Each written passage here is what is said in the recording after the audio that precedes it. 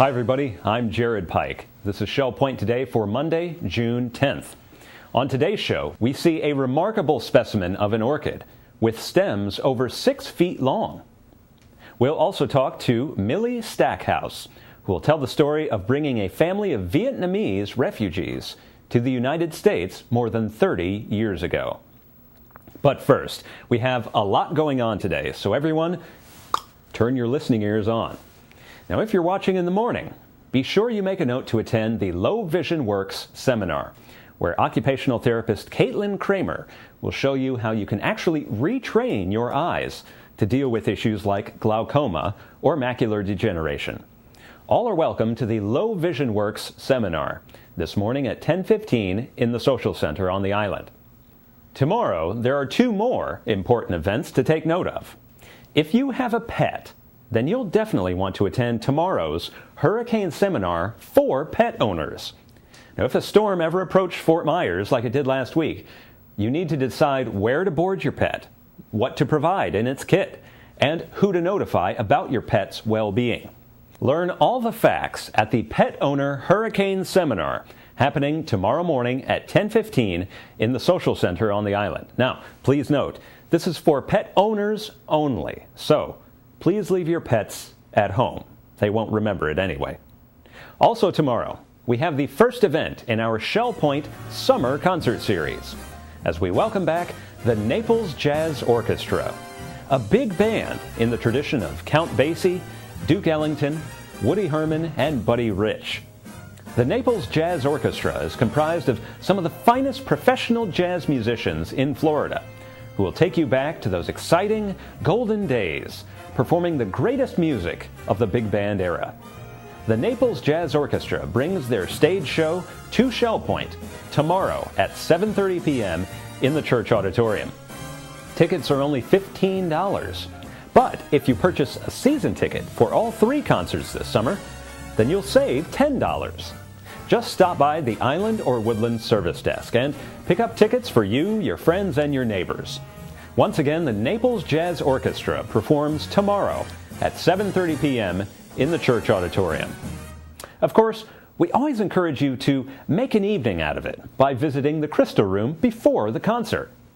Tomorrow night is stir-fry night, where you can customize your own stir-fried meat and vegetables, all you can eat for just $11.95. In fact, the Crystal Room is also offering special plans for Father's Day, which is this Sunday. Their Father's Day brunch will include breakfast favorites like Eggs Benedict and breakfast pastries, as well as hand-carved prime rib and roast pork. Now, you have an endless variety of side items to pick from and a chocolate overload station for dessert. The all-you-can-eat Father's Day brunch is only $17.50 and is open this Sunday at the Crystal Room from 10:30 a.m. to 2 p.m. Now, on Mother's Day, last month, every lady in attendance got a flower, as mothers should. But orchids can be found not just in the Crystal Room, but also outside the Crystal Room in the administration courtyard. The trees in the courtyard have dozens of orchids growing right out of the tree trunks. And perhaps the most amazing is this, Epidendrum schomburgkia. This orchid was donated to Shell Point by Bob Fuchs of Oakmont. Not only does this plant have interesting-looking bulbs, but when it blooms once a year, it grows a spike far, far, far out from the tree, gradually growing to more than 6 feet in length, and then producing beautiful blooms on the end of this precarious stem. And this year, there's 2 of them. We talked to pest management expert Doug Scherer to learn more about this and all the other orchids in the courtyard. This plant is the Epidendrum schomburgkia, also known as the trumpet player's schomburgkia. You can fashion them into a horn, and supposedly you can call your children home from playtime.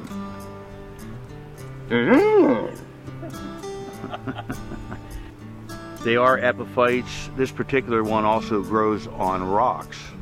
They grow in the trees, they attach themselves to the trees, but they don't take any nutrients out of the trees. They get all their nutrients and everything they need pretty much out of the air. There's like a lot of varieties of this particular orchid. It comes in different colors, but this actual one is the species. This is like the original one that hasn't been crossbred with anything. So the pseudobulb, as you can see, is hollow, and it usually has a hole right here, which the ants live inside, and they have a symbiotic relationship with this particular orchid, as they use nectar from the orchid to feed on, and then they also bring dead matter and dead insects into the pseudobulb, which is used by the orchid for nutrition. This plant is native to dry, arid regions through Central America, and most of the time it doesn't look like too much. It's just the pseudobulbs growing here. But come around May, it starts forming this spike which comes out of the ends of these slowly, and after about a month, as you can see, we start blooming, and they can actually grow up to 15 foot. The old ones start here, they bloom, and as they get older, they just form more buds and keep blooming till it's over.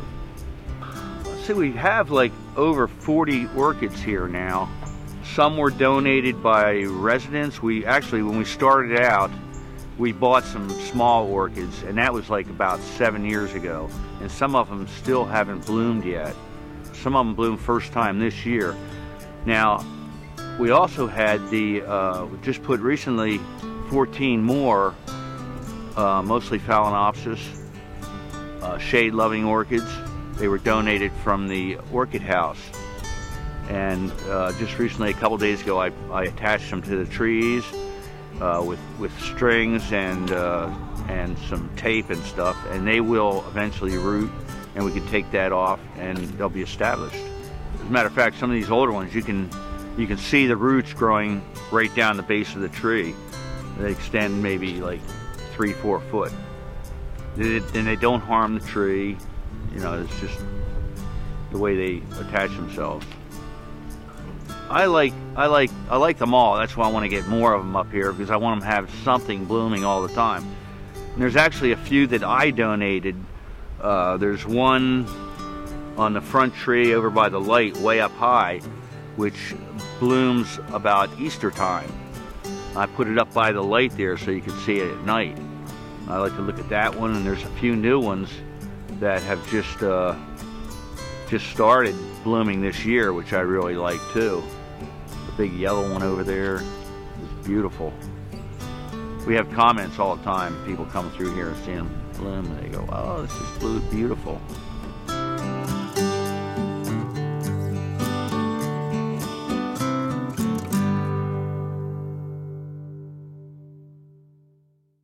We have a few program notes to share with you. All this week, Channel 13 is rerunning 2 important presentations from President Peter Dice. The first is his resident quarterly meeting, where he brings updates about our community. The second is specifically focused on the new Aquatic Center and what the options are moving forward. Both presentations can be seen all this week on ShellPoint TV, Channel 13. And then, on Friday, you can watch Family Feud in person. Well, it's the ShellPoint version of Family Feud. We're calling it Friendly Feud. Suzanne Zavada has all the questions, and hopefully, survey says, you have all the top answers. Sign up now to be a part of a team of contestants, or just show up to watch. ShellPoint's Family Feud happens this Friday at 2 p.m. in the Social Center, and all are welcome. Speaking of families, we have a story now about a family connection of a different kind. In the late 1970s, Millie Stackhouse and her husband saw pictures of boat people escaping Vietnam and other Southeast Asian countries, and decided that their church should try to adopt one of those refugees and bring them to the United States. Eventually, a Vietnamese family landed in New Jersey, a mom, a dad, and 5 kids, with nothing but the clothes on their back. What would you do? Well, what Millie and her church did was nothing short of a miracle in this family's life, and that was made even more clear when the family came to visit Millie at the arbor 30 years after first arriving in the country. Let's hear the story of Millie Stackhouse and a very special family. I'm from New Jersey. I was born in Highland Park, New Jersey, right near New Brunswick. My husband was in the Navy, in the Dental Corps. He had a practice in Plainfield, New Jersey, and then later in Berkeley Heights. We belonged to the Methodist Church in Madison, New Jersey, and were very active in it. At the time, we were chairman of the Missions Commission. There was a lot in the paper about the boat families coming from, mostly from Vietnam, some Laos and Cambodia. When the communists took over, these people left the country by a small boat. There were 30-some in the boat. They anchored out in the harbor till night for the father to, he would have been taken because he had been in the Vietnamese Air Force, and he had been in prison for 3 years after the war. He didn't dare go and be seen, so he swam out to the boat at night and joined them, and they left. They landed first in Malaysia, but they were turned down. They wouldn't let them in. So they went to Indonesia, and they were there almost a year before they were able to come to the United States. And our church, the Madison Methodist Church, had put in a request about almost a year beforehand that we wanted to have a family if possible. We were very much in favor of it, but there were some in the church who weren't. It took a while to get everybody to decide this was a very expensive project to take a family and do everything that needed to be done. There were 5 children. The oldest child was 9, that was a girl, and then a girl 8, a boy 5, and twin girls 3, almost 4. And one of the twins had to be left behind because she was ill, and she stayed with a grandmother. And it was 5 years before we got her. They left Indonesia and came by plane to Newark, New Jersey, stopping off at several places on the way. This was in January of 1980, 31 years ago. We met them at 5:30 on a January morning. They were dressed in sandals and summer clothes, but we had filled the car with heavy clothes, jackets and woolen caps and so forth, including mittens, which the children had never seen before. When they ate breakfast, the girls wouldn't take their mittens off. That was one thing that amused us. And then the next day, we took them to buy shoes, and Fung, the mother, saw high-heeled shoes, and that's what she wanted. And we did not think that was going to be appropriate for her. And Kong wanted a real man's hat. He didn't. So my husband took him into the store there and got that. Our church was on the border of Drew University, which was founded as a Methodist seminary originally. Drew University was very helpful to us. They had several houses on the campus for graduate students, and there was one house that was vacant. So they let us rent that.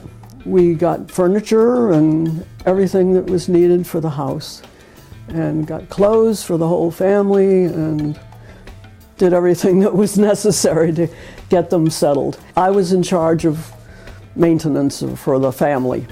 I had a big chart on my desk, day, hour, person, so forth, and who was going to help, like taking the children to school, picking the children up, taking the parents to language class, taking them shopping, to the doctors, everything. Just wanted to do whatever we could for them day by day. That whole first year, I didn't do much else. It was so important to keep the schedule straight and to know where they were, and if the babysitter didn't show up, we had to go there. So it was a big responsibility, but it was very, very well worth it. took the children to school. I took the little boy to kindergarten. And I was worried that he would not want to stay and, that he'd be upset. He went into the room, and across the room were some children playing. He went over and, goodbye. Didn't even know that I had left. So that worked out well. And the girls are in a different school, so a different person took them. And the children learned English very easily. I thought they handled it beautifully. I mean, there were times, of course, that I'm sure they were very discouraged and upset. Kong had never driven a car. My husband taught him to drive. And, everybody worked together. The whole church really backed it up. And it was a wonderful experience for us to see this happening. The oldest girl went to Rutgers and majored in pharmacy, and she's been working in pharmacy ever since out in California. And the next girl was also in pharmacy, and she got her doctorate. Then Peter was next, and he lives in San Francisco and works for a biomedical company doing research. And he's going to pharmacy school at night. And then the twins, the older girl lives in Pennsylvania. She and her twin sister had babies on the same day, 10 months ago. Well, I hadn't seen the parents for about 10 years. Christina, one of the twins, they have 3 small children. They took them to Disney World. And they had sent me an email just a few days before they came and said, "We will spend Friday with you." It was fantastic. And Feng, the mother, just kept hugging me all day. She sat here and she just wanted to be right by me all the time.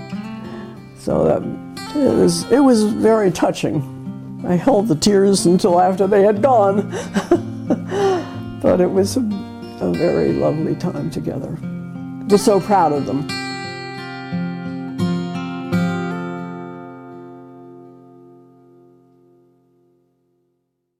Coming up, we are keeping our international focus as our Village Church Connection segment focuses on the CMA's General Council, which is happening in Tampa this week. But first, let's cover all of today's happenings, Academy news, and menus. Welcome to the Happenings segment of Shell Point TV. I'm Bev Chandley, and this is Suzanne Savada, and we're going to go over what's happening here at Shell Point today. We're going to start out 9 o'clock with the round robin men's doubles tennis game. That'll be down at the Woodlands tennis courts. At 9:15, you'll find the billiards being played at the Resident Activities Center. Also at 9:15, we have pottery with instruction available down in the pottery studio. Then we have our last 9:15 activity, which is virtual bowling. That'll be also in the Resident Activities Center. 10:15 is the time for a Health Connections class. This one is entitled Low Vision Works, Get the Facts. That's held in the Social Center. Sign up is required. Then at 10:30, we have the Disciple Men's Bible Study Group. That'll be down at the game room at the Woodlands. 10:45, the Tarpon Room will be busy with table tennis. There'll be a playing clinic in there this morning. At 11:30, we have a Health Connection Specifics and Strength Training. That will be held in the Health Club. It's currently full. That concludes the morning. Here's Suzanne continuing into the afternoon. At 12 o'clock, we have Mahjong being played in the Sable Room at the Woodlands. At 1:15, Scrabble will be in the Library Lounge on the island, and we have table tennis in the Tarpon Room on the island. At 1:45, we have a Health Connections Balance and Mobility Training Level 1 in the Health Club on the island. This is closed. At 2 o'clock, the Beady-Eyed Bead Club will be in the Oak Room at the Woodlands. At 3 o'clock, there's another Health Connections Pilates Stretch in the Health Club on the island. 6:30, Duplicate Bridge will be in the Game Room at the Woodlands. And we'll end the day at 7 o'clock with square dancing in the Health Club on the island. That wraps up Monday. We look forward to seeing you back here on Tuesday. Hi, I'm Terry Coleth with your Academy information for Monday. At 10:15, the Anatomy of Words takes place in the Buttonwood Room of the Woodlands, and all are welcome. At 1 o'clock, Mahjong Part 2, Defense and Strategies, will continue in the second floor country kitchen at the Arbor in the Woodlands. At 1:15, our How-To using a word processor continues in the Computer Teaching Center of the island. Menus for Monday. In the Crystal Room, the Crystal Platter is orange ginger chicken with fried rice and Asian vegetables. The dinner special is home cooking night for $9.95, and the soup of the day is Senate bean. In the Island Cafe for lunch, enjoy a grilled chicken sandwich with special sauce and chips for $6.95. The dinner special is chicken blueberry salad with garlic bread for $7.95, and the Palm Grill is closed on Mondays. All menus are available 24 hours a day at www.shellpoint.net. Hi, welcome to Village Church Connections. I'm Andy Hawkins. I'm the senior pastor of the Village Church, and I'm here with Peter Nanfelt, who's one of our parishioners and board members, and we're here to talk about something special that's taking place in our fellowship and related to all the other churches in the United States in the coming week. Mm-hmm. We are a Christian and Missionary Alliance Church. We have an association with a denomination. We have this event called General Council, in which all the churches in the United States send delegates, either pastors, lay delegates, or other official workers, and we gather. And so tell us a little bit about General Council, because obviously you've gone to lots of them over the years. What kinds of things take place? What's the purpose of General Council? How often does it happen? That kind of thing. Yeah, General Council is, as you said, a gathering of all official workers and pastors and lay leaders who are sent by their local churches. So it's a celebratory time, a time for spiritual refreshing. It's a time for interaction with colleagues. Yeah. It's a time for challenge and learning what's going on in the world. Right. So it's really a big and exciting event. Now, over the years, you have come to council in a number of different capacities, because obviously this is a place where pastors come, missionaries come back from overseas very frequently, and then obviously other official workers are there.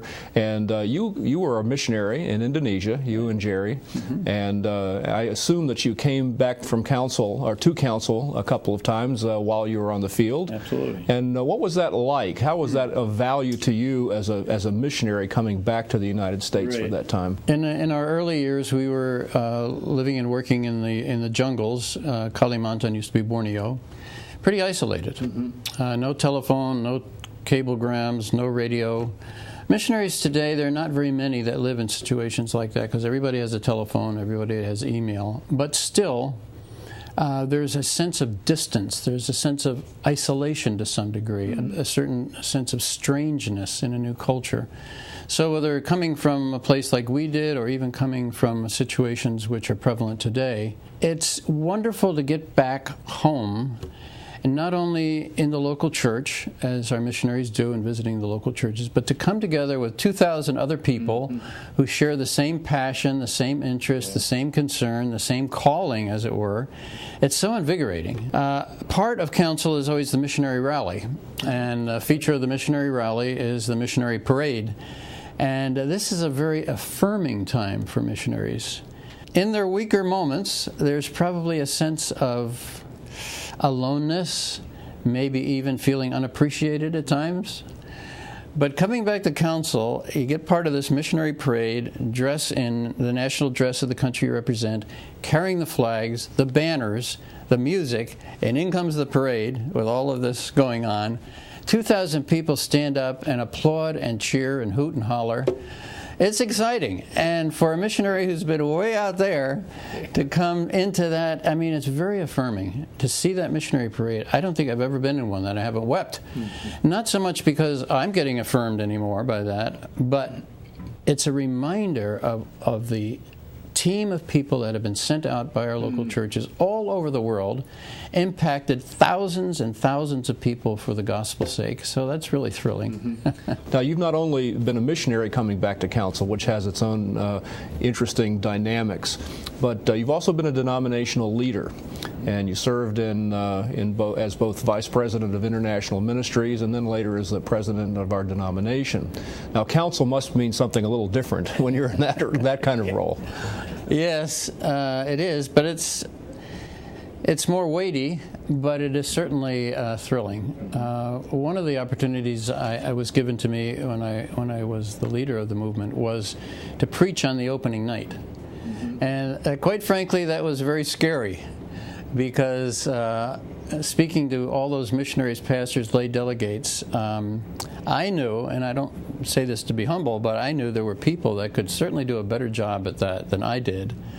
But I accepted the responsibility because I thought it was important for the shepherd, as it were, speaking to the other shepherds, to have that place of ministry. And so on Tuesday night, the opening night, I always looked forward to that opportunity to minister to all of the delegates. Well, I know from the perspective of the delegates always looked forward to hearing the heart of the president. Yeah, I think and so true. And regardless of how the president felt about it, right. The congregation, so to speak, was very interested in hearing. Well, that was meaningful for me, for sure. How about you, Pastor? You've been asking me some questions. Let me ask you, how do you find counsel when you go as a local pastor? What is appealing to you? What's challenging to you? I think as a pastor, my wife and I have enjoyed coming to counsel and loved coming to counsel for a number of reasons. One of them is it's kind of similar. You mentioned as a missionary you're sort of isolated, and that's certainly not as true in the United States for pastors, but it is true to an extent, because pastors really get consumed with the day-to-day operations of their own local church and have a very hard time, especially pastors of smaller churches, really getting outside and making connections with people. And so one of the great delights that we've had is in coming to counsel is to see friends and colleagues that we've known, gotten a chance to hear about them, hear from them, encourage them, pray with them, weep with them sometimes, who are going through difficult times. So that fellowship dimension has been very valuable. I also enjoyed the speakers. Very frequently, the General Council has had some really top speakers from around the nation, not connected with our denomination, but just genuine Christian leaders of one sort or another, fine speakers, and I've resonated with them, as well as the speakers that have been from our own denomination. So I've always been encouraged and delighted when they bring the Word of God to us. Well, thank you for sharing that time with us, and we're looking forward to General Council. It's a time in which we're able to see in our local church how connected we are with a global movement. Thank you for joining Village Church Connections, and hope to see you soon. We are glad you joined us for today's show. Tune in tomorrow as we show you where you can find the newest selections of jewelry and get your current jewelry repaired. We'll also visit the Wood Shop, which recently hosted a contingent from Bentley Village in Naples as part of a collaborative project for charity. Until then, this is Shell Point Today for Monday, June 10th. I'm Jared Pike, and from all of us here at Shell Point TV, we hope you have a great day, and we'll see you again tomorrow.